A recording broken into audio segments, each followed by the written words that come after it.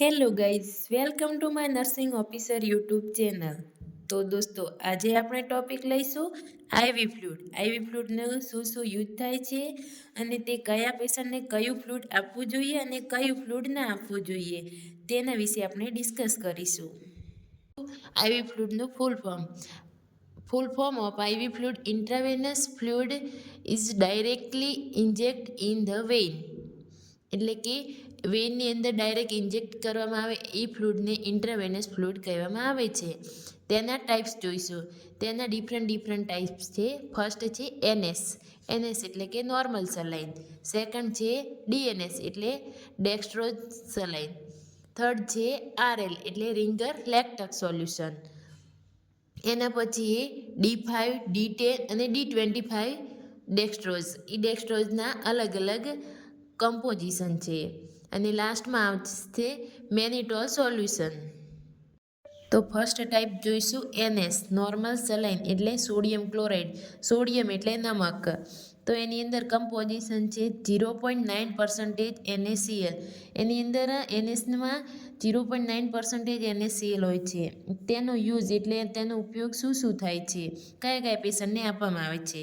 તો કે ડિહાઇડ્રેશન એટલે પેશન્ટને વોમિટિંગ થતી હોય એટલે પાણી લોસ થઈ જતું હોય એ પેશન્ટને આપવામાં આવે છે.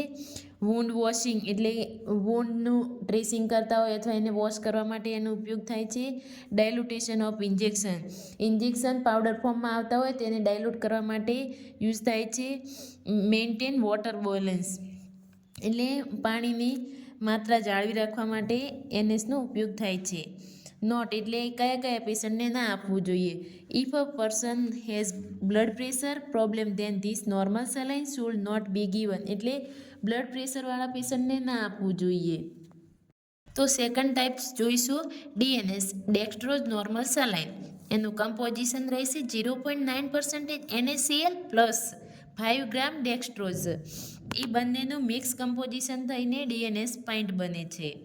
તેનો યુઝ છે ડિહાઇડ્રેશન એટલે જે પેશન્ટમાં પાણીની કમી હોય તે પેશન્ટમાં યુઝ કરી શકાય.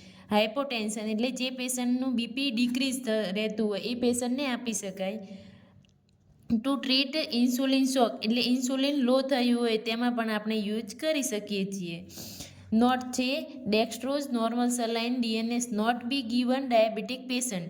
ડાયાબિટીક પેશન્ટની અંદર ઓલરેડી ઇન્સ્યુલિન લેવલ હાઈ જ હોય છે, એના કારણે ડેક્સ્ટ્રોઝ નોર્મલ સેલાઇન એ પેશન્ટને યુઝ ના કરી શકાય.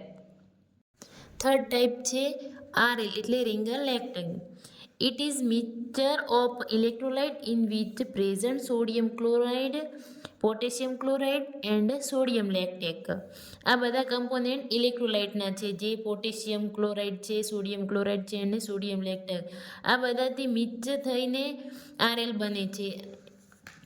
તેનો યુઝ છે ડિહાઇડ્રેશન, ઇલેક્ટ્રોલાઇટ ઇમ્બેલેન્સ એટલે આપણી બોડીમાં electrolyte sodium, potassium and sodium lactate low થઈ જાય એટલે લોસ થઈ જાય ત્યારે આપણે આરએલ આપી શકાય. આરએલથી એને ઇન્ક્રીઝ કરી શકીએ.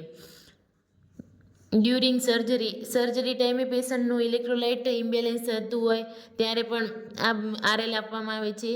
બર્નિંગ કન્ડિશન પેશન્ટ બંધ થઈ જાય ત્યારે ઇલેક્ટ્રોલાઇટ પણ એની સંગાથે બંધ થઈ જાય ત્યારે આરએલ આપીને આપણે ઇલેક્ટ્રોલાઇટ ઇન્ક્રીઝ કરી શકીએ છીએ. ન્યુટ્રિશનલ ડેફિશિયન્સી એટલે જે પેશન્ટમાં ન્યુટ્રિશનલની ડેફિશિયન્સી હોય, ન્યુટ્રિશનલ લો થઈ જતું હોય ત્યારે પણ આપણે આરએલ આપી શકાય છે.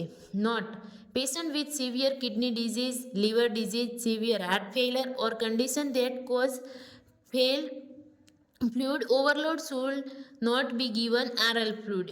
આરએલ ફ્લુઇડ ક્યારે ના અપાય?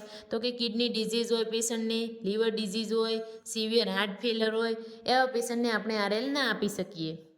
ડેક્સ્ટ્રોઝ તો ડેક્સ્ટ્રોઝ આપણી પાસે 3 ટાઈપમાં છે, D5, D10 અને D25. તો D5માં 5 ગ્રામ ડેક્સ્ટ્રોઝ હોય છે અને D10માં 10 ગ્રામ ડેક્સ્ટ્રોઝ હોય. D25માં 25 ગ્રામ હોય છે. જે ડેક્સ્ટ્રોઝ એટલે સુગર. તો આપણે સુગરની કેટલી માત્રામાં જરૂર હોય તે પ્રમાણે આપણે ફ્લુઇડ આપતા હોઈએ છીએ. તો યુઝ છે ડિહાઇડ્રેશન, વીકનેસ એટલે કે કમજોરી હોય પેશન્ટમાં, ડિઝીનેસ એટલે ચક્કર આવતા હોય એવા પેશન્ટમાં આપણે ડેક્સ્ટ્રોઝ આપી શકીએ છીએ. અને ડાયાબિટીક એટલે કે ઇન્સ્યુલિન હાઈ આવતું હોય એ પેશન્ટમાં આપણે ના આપી શકાય, કારણ કે ઓલરેડી એની અંદર ઇન્સ્યુલિન સુગરની માત્રા વધારે જ હોય છે. લાસ્ટ ટાઈપ છે mannitol solution. This is type of diuretic solution. એટલે કે ડાયુરિટિક એટલે આપણી બોડીમાં ફ્લુઇડની માત્રા વધી જાય ત્યારે એને કેવી રીતે નીકાળીએ તેના માટે મેનિટોલ સોલ્યુશન આપવામાં આવે છે. It means increase of volume of urine. એટલે કે ઇન્ક્રીઝ વોલ્યુમ, ફ્લુઇડ વધી ગયું હોય ત્યારે યુરિનની માત્રામાં તેને નીકાળવામાં આવે છે. 20 ગ્રામ મેનિટોલ ઇન 100 ml. તો દોસ્તો, આ ટોપિક સારો લાગ્યો હોય તો આ ચેનલને લાઇક, શેર એન્ડ સબસ્ક્રાઈબ જરૂર કરજો.